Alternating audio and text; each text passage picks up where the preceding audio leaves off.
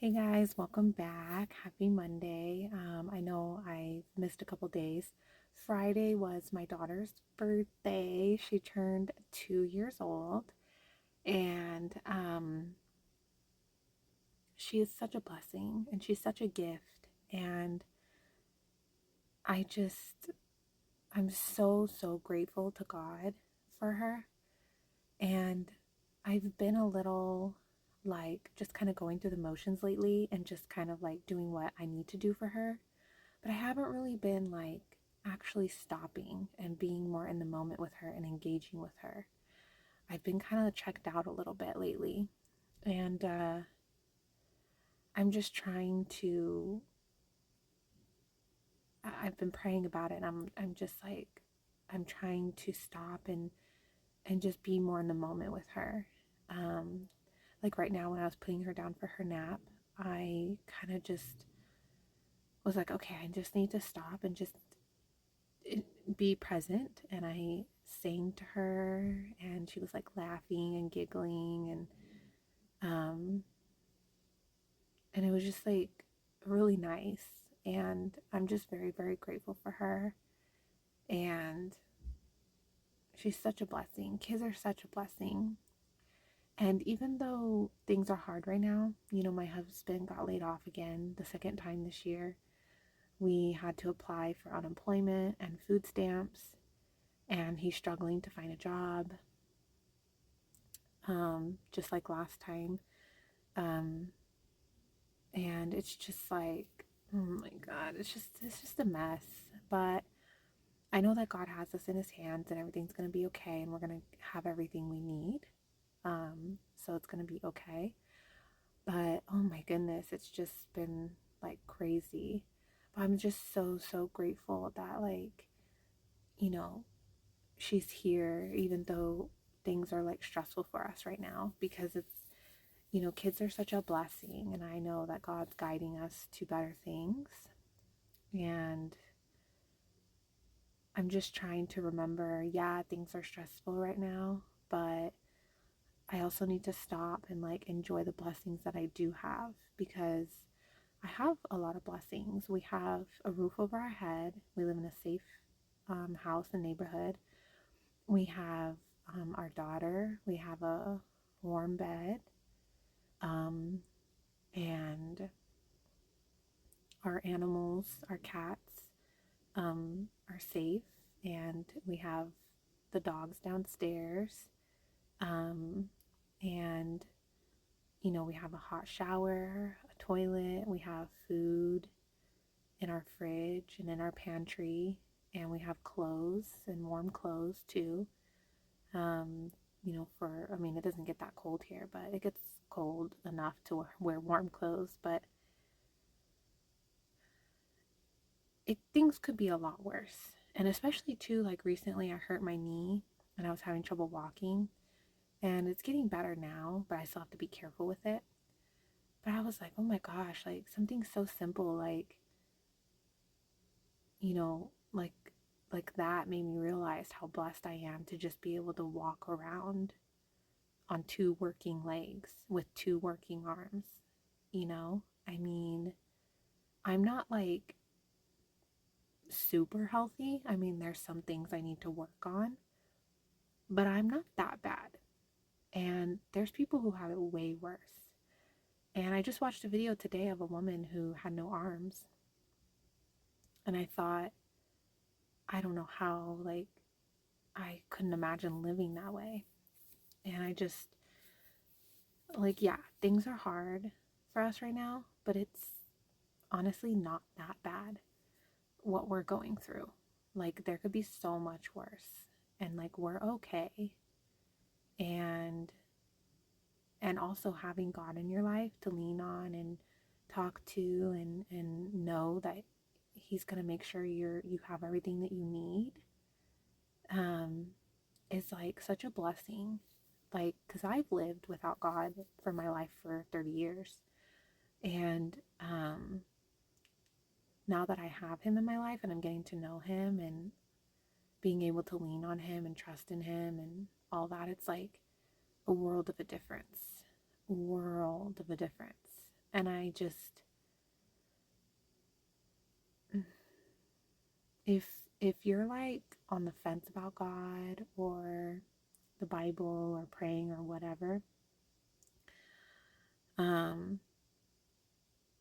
I say 1,000,000% without a doubt in my mind that having God in your life is like the best thing that you could ever do for yourself. I mean, really. Like, it's the best thing you could ever do. Because, yeah, you're going to have storms in your life. You're going to go through things. But when you have God, it's like so different. It's like so different.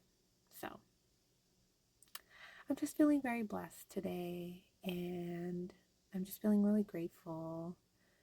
And, you know, it's so wild because my husband just got back from an interview that was really far away too, and it was like a complete waste of time. They're not even hiring people till like the end of January, and it's for a job that has nothing to do with what he went to school for. It's for a delivery driver, and the money per hour is like not even enough for us to pay our bills. So we thought it was just going to be like a temporary thing for like the holidays until he could find a job. And no, it was like something completely different than what he was told. And so it was just not worth it. But I wasn't even like upset. I was just kind of like, oh, like it'll be fine. Like I wasn't even worried at all. And then on top of that, I'm like sitting here and I just feel so, so grateful. And I feel so blessed. And a lot of it has to do with when I was putting my daughter for her nap. I was just like looking at her and I was just like, man, kids are the greatest gift you can ever have. And I feel so sad that it's such a popular thing right now here in the US online to not have kids. It's almost like a trend, and it's like glorified not having children. And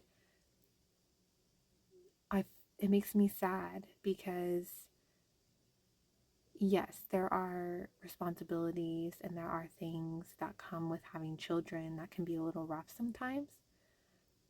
But having children is like such like a blessing, such a blessing and such a gift. And it makes me sad that, you know, the enemy is working overtime to convince society that, you know, it's not a blessing and we shouldn't be having children and that it's not a good thing and that it's a horrible thing. And I mean, the list goes on. It's very, very sad. It makes me sad because kids are a blessing for sure. Anyways, well, I hope everyone's having a good start to their week. It's almost Christmas. And I know people have their feelings about Christmas and all of that, but you know, I I'm still figuring out what, like, with my husband, like what we want our Christmases to look like in our family. So I'll let you know as my journey goes on what we decide. But anyways, well, just in case you're new, welcome. I've been reading the Bible and getting to know God for about a year now. Best thing I've ever done. My playlist is on my channel. Day 1 and 2 are the only days that don't have a recording of the chapters of the Bible for those 2 days. The rest do. You're welcome to read along with me. You're welcome to just check out some of my videos. Whatever works for you, it's there.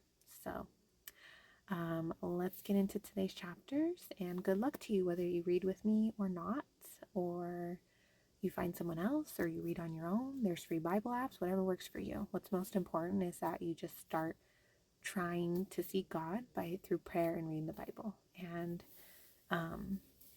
if you're genuinely, you know, seeking him, you will find him. So, all right, let's get into today's chapters.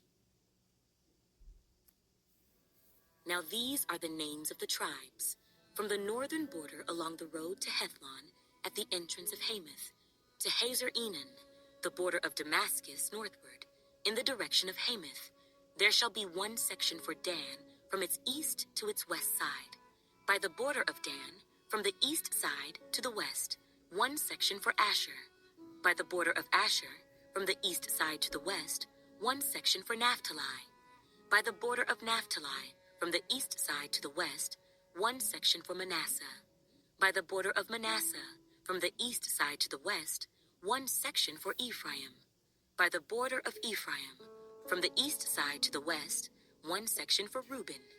By the border of Reuben, from the east side to the west, one section for Judah. By the border of Judah, from the east side to the west, shall be the district which you shall set apart, 25,000 cubits in width, and in length, the same as one of the other portions, from the east side to the west, with the sanctuary in the center. The district that you shall set apart for the Lord shall be 25,000 cubits in length, and 10,000 in width. To these, to the priests, the holy district shall belong. On the north, 25,000 cubits in length. On the west, 10,000 in width. On the east, 10,000 in width. And on the south, 25,000 in length. The sanctuary of the Lord shall be in the center. It shall be for the priests of the sons of Zadok, who are sanctified, who have kept my charge, who did not go astray when the children of Israel went astray, as the Levites went astray. And this district of land that is set apart shall be to them a thing most holy by the border of the Levites. Opposite the border of the priests, the Levites shall have an area 25,000 cubits in length and 10,000 in width. Its entire length shall be 25,000, and its width 10,000. And they shall not sell or exchange any of it. They may not alienate this best part of the land, for it is holy to the Lord. The 5,000 cubits in width that remain, along the edge of the 25,000, shall be for general use by the city, for dwellings and common land, and the city shall be in the center. These shall be its measurements. The north side, 4,500 cubits, the south side, 4,500, the east side, 4,500, and the west side, 4,500. The common land of the city shall be, to the north, 250 cubits, to the south, 250, to the east, 250, and to the west, 250. The rest of the length, alongside the district of the holy section, shall be 10,000 cubits to the east, and 10,000 to the west. It shall be adjacent to the district of the holy section, and its produce shall be food for the workers of the city. The workers of the city, from all the tribes of Israel, shall cultivate it. The entire district shall be 25,000 cubits by 25,000 cubits, 4 square. You shall set apart the holy district with the property of the city. The rest shall belong to the prince, on one side and on the other of the holy district and of the city's property, next to the 25,000 cubits of the holy district, as far as the eastern border, and westward, next to the 25,000 as far as the western border, adjacent to the tribal portions. It shall belong to the prince. It shall be the holy district, and the sanctuary of the temple shall be in the center. Moreover, apart from the possession of the Levites and the possession of the city, which are in the midst of what belongs to the prince, the area between the border of Judah and the border of Benjamin shall belong to the prince. As for the rest of the tribes, from the east side to the west, Benjamin shall have one section. By the border of Benjamin, from the east side to the west, Simeon shall have one section. By the border of Simeon, from the east side to the west, Issachar shall have one section. By the border of Issachar, from the east side to the west, Zebulun shall have one section. By the border of Zebulun, from the east side to the west, Gad shall have one section. By the border of Gad, on the south side, toward the south, the border shall be from Tamar to the waters of Meribah by Kadesh, along the brook to the great sea. This is the land which you shall divide by lot as an inheritance among the tribes of Israel, and these are their portions, says the Lord God. These are the exits of the city.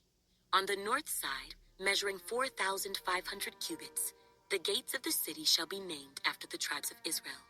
The 3 gates northward, 1 gate for Reuben, 1 gate for Judah, and 1 gate for Levi.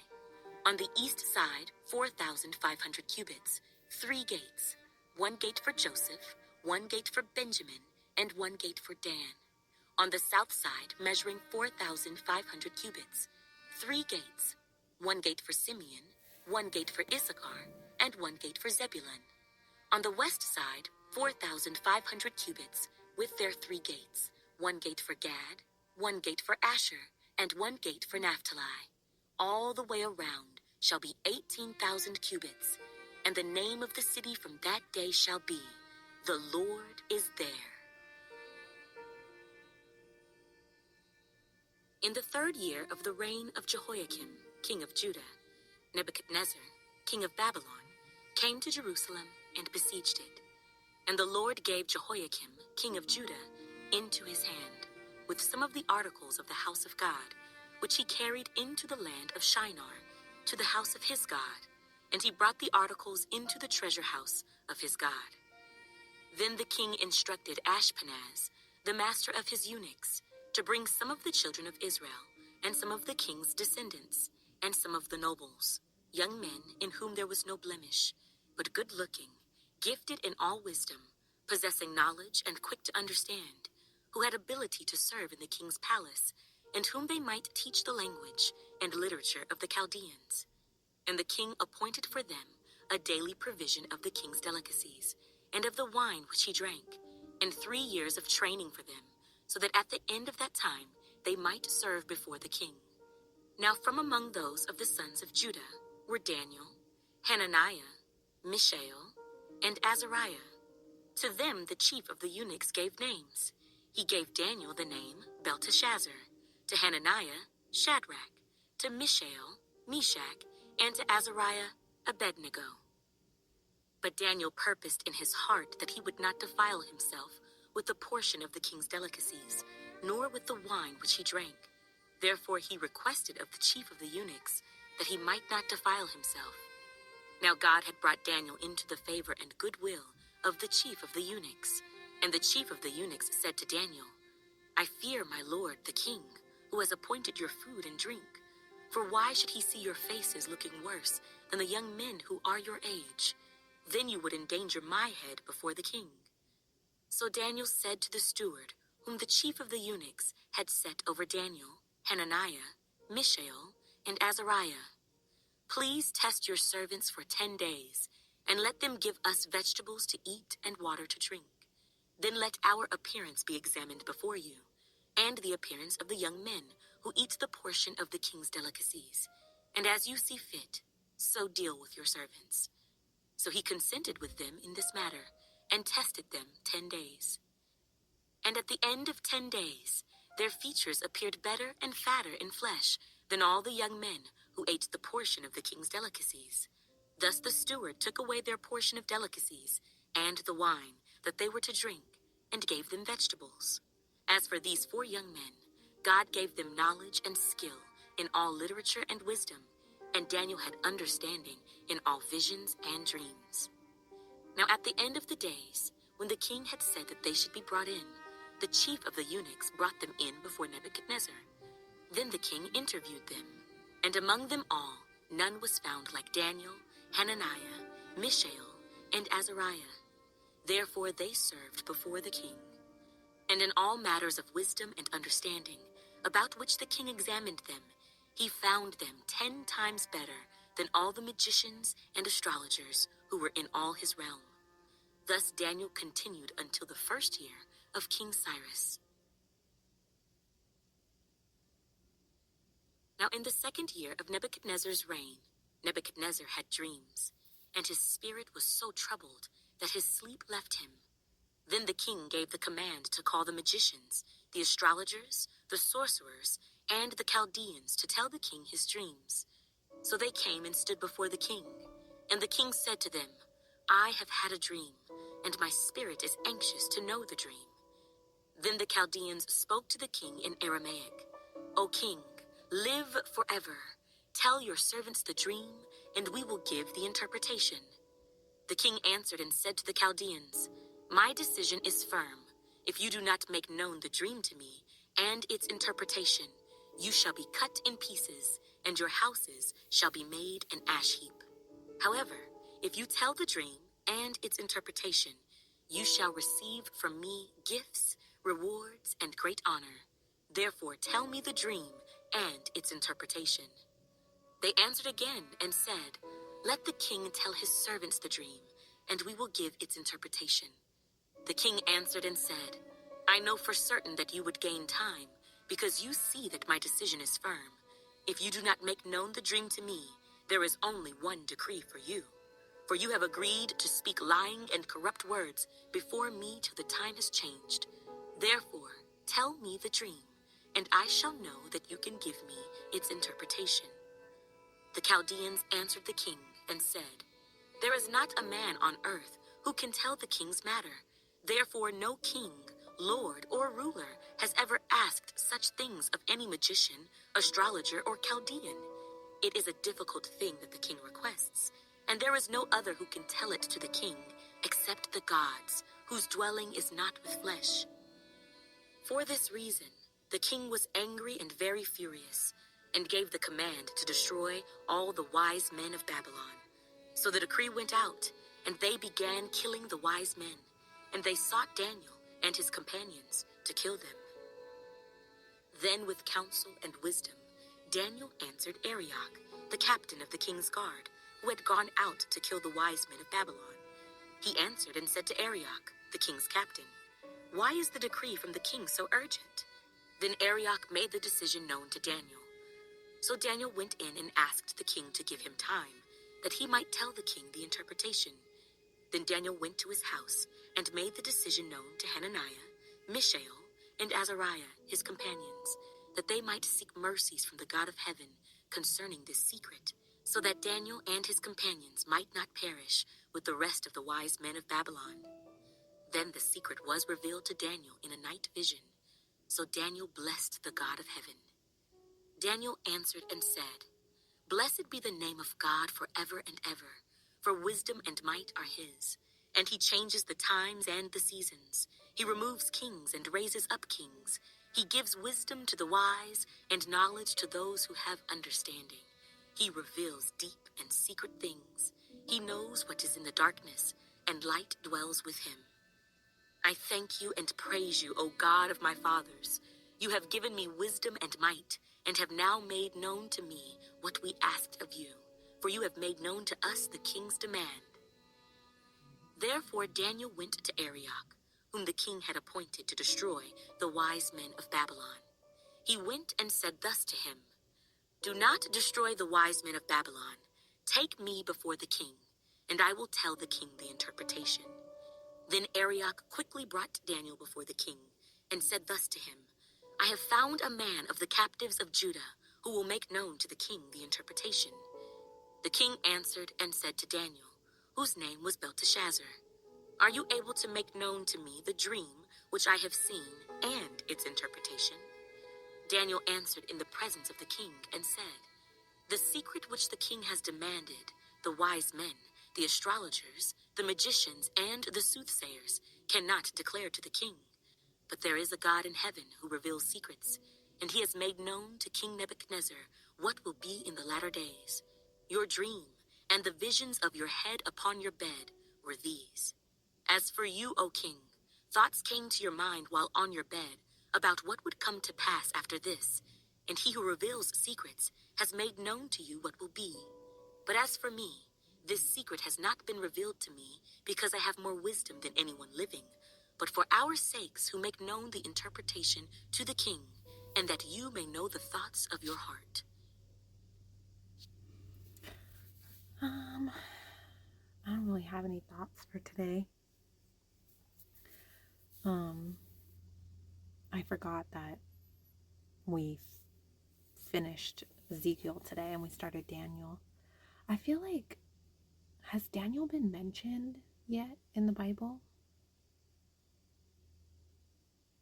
I know there was David, King David, but why do I feel like Daniel's been like mentioned a little bit already? I'm not sure. I can't remember. Ugh. The Bible's so big and there's so many people and there's so many stories and so many things. It's like, it's a lot. It's hard to remember everything. My goodness. And plus, I'm kind of tired. So I'm like, I'm really comfortable right now. And I'm just like, whenever I read the Bible, I just feel like very like peaceful and calm. And it just makes me sleepy. Oh, yeah. Well, guys, I am gonna just leave it at that because I thought the vegetable thing was kind of interesting. I want to reread that. But um other than that, we'll see what the next day's chapters brings. So, all right, guys. Well, I'll see you maybe tomorrow. It just depends on what's going on because my husband's family celebrates Christmas starting Christmas Eve. Um, so I want to give my daughter a nap before we go. So if I do, I will make a video. If not, I will not see you until after Christmas. So, to be determined. All right, guys. Bye.